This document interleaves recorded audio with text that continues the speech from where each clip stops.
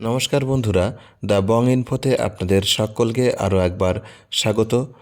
বন্ধুরা, আজ আমরা এক বিকল্প সবজি চাষ নিয়ে আলোচনা করব। এই ভিডিওতে আপনারা যেটা দেখতে পাচ্ছেন এর নাম হচ্ছে লেটুস। লেটুস মূলত শীতপ্রধান অঞ্চলের সবজি হলেও আমাদের গাঙ্গেয় পশ্চিমবঙ্গের সমতল ভূমিতে শীতকালীন সবজি হিসেবে একে চাষ করা যেতেই পারে।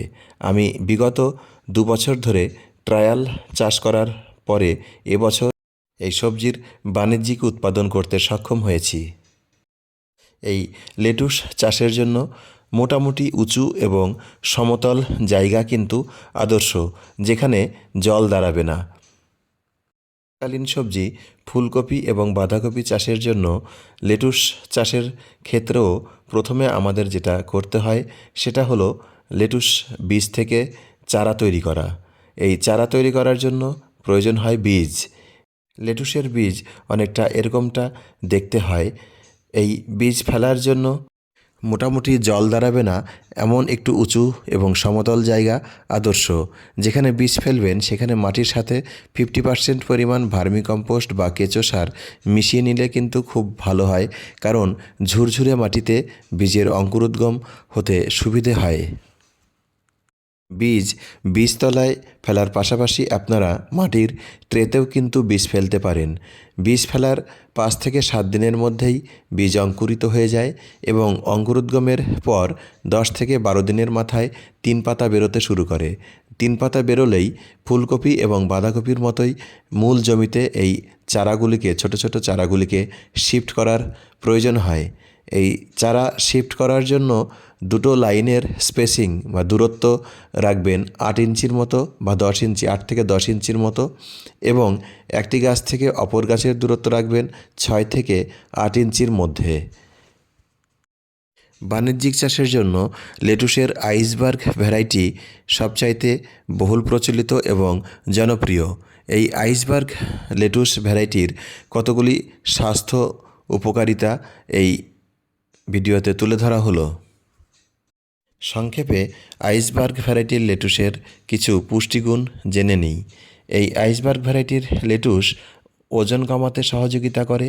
এতে পর্যাপ্ত মাত্রায় প্রোটিন রয়েছে, এতে অ্যালকালাইন রয়েছে, হার্টকে সুস্থ রাখতে সাহায্য করে, শরীর ডিহাইড্রেশন এ সাহায্য করে, এর গ্লাইসেমিক ইন্ডেক্স ভীষণ কম, স্কিন সতেজ রাখতে সহযোগিতা করে, আমাদের নার্ভের পক্ষে ভালো, শরীরের টক্সিন রিমুভ করতে সহযোগিতা করে এবং আমাদের শরীরের কোষগুলির পুনর্গঠনেও কিন্তু সহযোগিতা করে থাকে।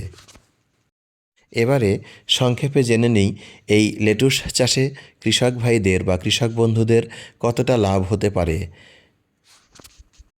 শুনলে অবাক হয়ে যাবেন যে 1 বিঘা জমিতে লেটুস চাষ করতে সর্বোচ্চ খরচ 2000 থেকে 2500 টাকার মধ্যে, এবং এই 1 বিঘা জমি থেকে লেটুস বিক্রি করে আপনি 20 থেকে 30,000 টাকা মূল্য পেতে পারেন।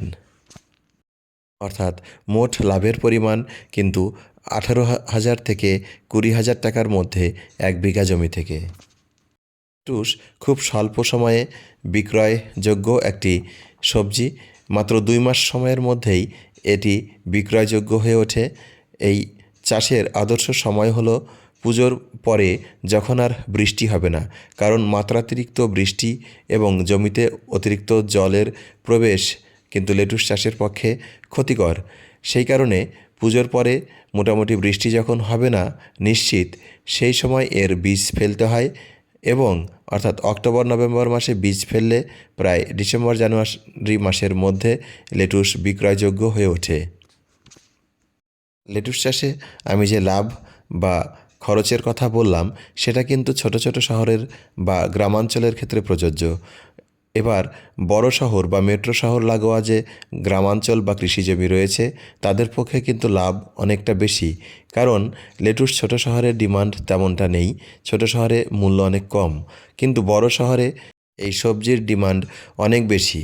এমনকি বড় শহর থেকে দালাল বা ফোরে মারফত লেটুস কিন্তু বিদেশে রপ্তানির সুবিধাও রয়েছে। এবারে জেনে নিই একে কিভাবে খাওয়া যেতে পারে। লেটুস দুইভাবে খাওয়া যায়। এক, স্যালাডের ইনগ্রেডিয়েন্টস হিসেবে আমরা লেটুস খেতে পারি, অথবা সবজি হিসেবে বা শাক হিসেবেও কিন্তু লেটুস খাওয়া যায়। আমরা অন্যান্য শাক যেমন মেথি শাক বা সর্ষে শাক যেমন ভেজে খাই, লেটুসও তেমনি কুচি কুচি করে কেটে এই সর্ষে শাকের মতো কিন্তু ভেজে খাওয়া যেতে পারে। এই লেটুস যেভাবেই আমরা খাই না কেন, পুষ্টিগুণ কিন্তু সব ক্ষেত্রেই বজায় থাকে। আমাদের পশ্চিমবঙ্গের কৃষক বন্ধুরা যেখানে নির্দিষ্ট একটি বা দুটি ফসল চাষের দিকে বেশি ঝুঁকে থাকেন, সেখানে এই রাজ্যের চাষি বন্ধুদের কাছে কিন্তু লেটুস চাষ নিঃসন্দেহে এক অর্থনৈতিক বিপ্লব নিয়ে আসবে।